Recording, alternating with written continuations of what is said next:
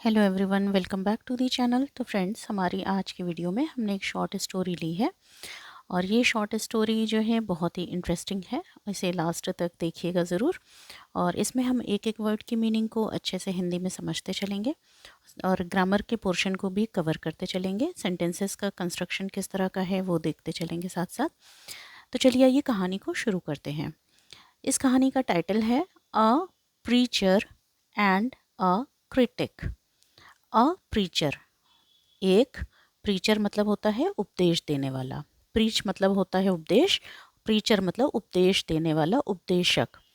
और एक critic, critic मतलब आलोचक, है ना, क्रिटिसिज्म आलोचना। और क्रिटिक मतलब जो आलोचना करता है, यानी कि आलोचक। ठीक है। One day a noble man was counselling a meeting.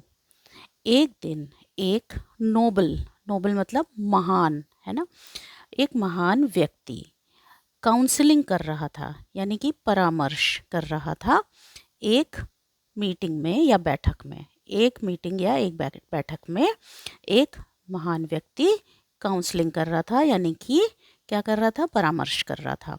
यहाँ पर देखिए, ये सब्जेक्ट है और उसके बाद वॉज लगा है और फिर ये वर्ब की फर्स्ट फॉर्म के साथ आईएनजी लगा हुआ है।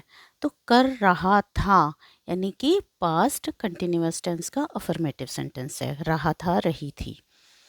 There was a critic sitting in the meeting.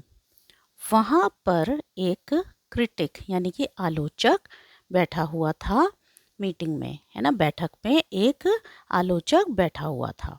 ठीक। He had been interrupting the preacher from time to time by asking questions. वो क्या कर रहा था, वो समय समय पर, ही हैड बीन इंटरप्टिंग मतलब वो समय समय पर क्या कर रहा था, प्रीचर जो उपदेशक थे उनसे टाइम टू टाइम मतलब समय समय पर प्रश्न पूछ करके उन्हें क्या कर रहा था, बीच बीच में बाधित कर रहा था, यानी कि क्या कर रहा था, डिस्टर्ब कर रहा था, है ना, बीच बीच में उन्हें रोक रहा था। मतलब उपदेश देने से बीच बीच में उन्हें वो क्या कर रहा था, रोक रहा था। ठीक। At first the preacher tried to pacify the critic. पहले तो क्या हुआ, एट फर्स्ट मतलब शुरुआत में, तो पहले जो प्रीचर थे, उपदेशक थे, उन्होंने कोशिश किया क्या करने की, टू पैसिफाई शांत करने की कोशिश किया। किसको, उपदेशक, ये क्रिटिक को, आलोचक को शांत करने की कोशिश किया। ठीक। यहाँ पर देखो, प्रीचर है सब्जेक्ट, उसके तुरंत बाद क्या है, वर्ब की सेकंड फॉर्म लगी है, ट्राई फिर ट्राइड। तो यहाँ पे वर्ब की क्या है, सेकंड फॉर्म है, पास्ट इंडेफिनिट टेंस का अफर्मेटिव सेंटेंस है। और जो ये टू पैसिफाई है वो क्या है, इन्फिनेटिव वर्ब है, ये मेन वर्ब नहीं है, मेन वर्ब ये है।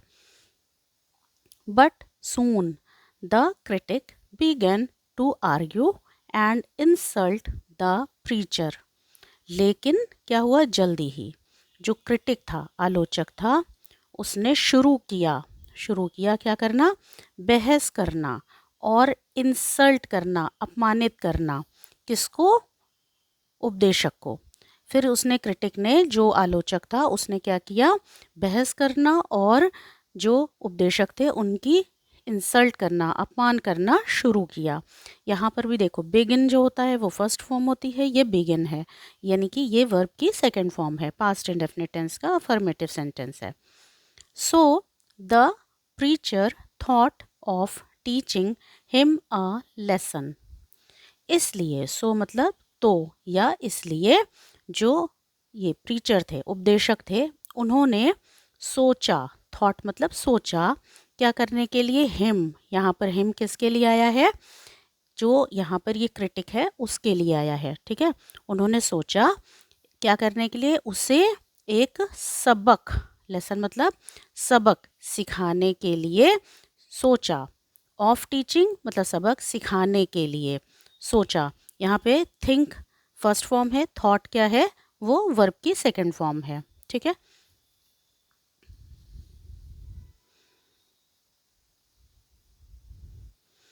ही सेड, उसने कहा। यहाँ पे ही जो है वो किसके लिए आया है? प्रीचर के लिए आया है, उपदेशक के लिए आया है। ठीक है, उस उपदेशक के लिए आया है और ही क्या है? प्रोनाउन है। ये नाउन की प्लेस पर आया है। उसने कहा मिस्टर क्रिटिक, यानी कि मिस्टर श्रीमान, श्रीमान आलोचक, you don't have the right to cut my words and insult me. तो उसने कहा श्रीमान आलोचक, आपको कोई भी अधिकार, राइट मतलब अधिकार नहीं है, you don't have the right, यानी कि आपको कोई भी अधिकार नहीं है मेरे मेरे शब्दों को काटने का, टू कट माई वर्ड्स, मेरे शब्दों को काटने का आपको कोई अधिकार नहीं है, और मेरी इंसल्ट करने का, मेरा अपमान करने का आपको कोई अधिकार नहीं है। यू आर सिक, तुम बीमार हो, सिक मतलब बीमार, तुम क्या हो? सिक हो, बीमार हो। You have a dirty brain और नो ब्रेन एट ऑल, तुम्हारे पास, है ना, यू हैव, तुम्हारे पास एक क्या है? डर्टी मतलब गंदा दिमाग है, ब्रेन मतलब दिमाग, तुम्हारे पास क्या है? गंदा दिमाग है, या फिर नो ब्रेन एट ऑल, या तो तुम्हारे पास गंदा दिमाग है या तो फिर तुम्हारे पास दिमाग ही नहीं है। नो ब्रेन एट ऑल यानी कि या तो तुम्हारे पास दिमाग ही नहीं है। That is why the poor hair on your head vanished, इसीलिए, है ना, फिर बोले दैट इज वाई, इसीलिए बेचारे, पुअर यहाँ पर गरीब के लिए नहीं आएगा, यहाँ पे बेचारे, बेचारे बाल आपके सर से, है ना, आपके सर से गायब हो गए हैं। इसीलिए मतलब आपके पास या तो दिमाग नहीं है या तो गंदा दिमाग है, इसीलिए आपके सर से बेचारे बाल गायब हो गए हैं।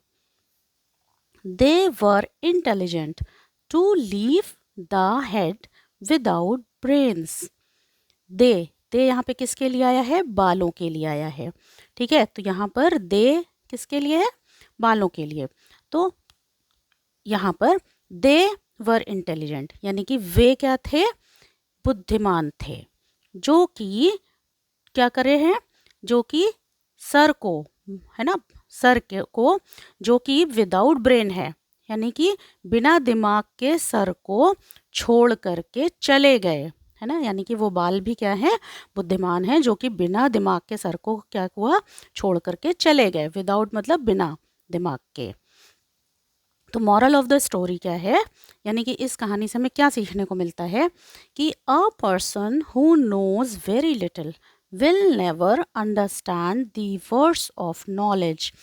एक व्यक्ति जो कि जो बहुत कम, वेरी लिटिल, जो बहुत कम जानता है, नोज मतलब बहुत कम जानता है, will never understand the words of knowledge, ज्ञान के शब्दों को क्या होगा? कभी समझ नहीं पाएगा, है ना, ज्ञान के शब्दों को कभी समझ नहीं पाएगा। यहाँ पे देखिए ये जो पोर्शन है, हु नोज वाला जो पोर्शन है, वो क्या है? ये वर्ब की फर्स्ट फॉर्म के साथ एस लगा हुआ है ना, जब एस या ई एस लगता है प्रेजेंट इंडेफिनिट टेंस होता है, यानी कि नहीं जानता, है ना, या जानता, जो बहुत कम जानता है। फिर यहाँ पर क्या है? विल लगा हुआ है और नेवर लगा हुआ है, तो यहाँ पर उसके बाद वर्ब की फर्स्ट फॉर्म लगी है, तो यानी कि ये फ्यूचर इंडेफिनिट टेंस का नेगेटिव सेंटेंस है, मतलब वो कभी भी ज्ञान के शब्दों को नहीं समझ पाएगा। ठीक है, तो फ्रेंड्स उम्मीद करती हूँ कि वीडियो आपको अच्छी लगी होगी, तो प्लीज़ चैनल को सब्सक्राइब करिएगा, वीडियो को लाइक करिएगा, और अगर आप नए हो तो प्लीज़ चैनल को सब्सक्राइब ज़रूर करिएगा। Thank you so much.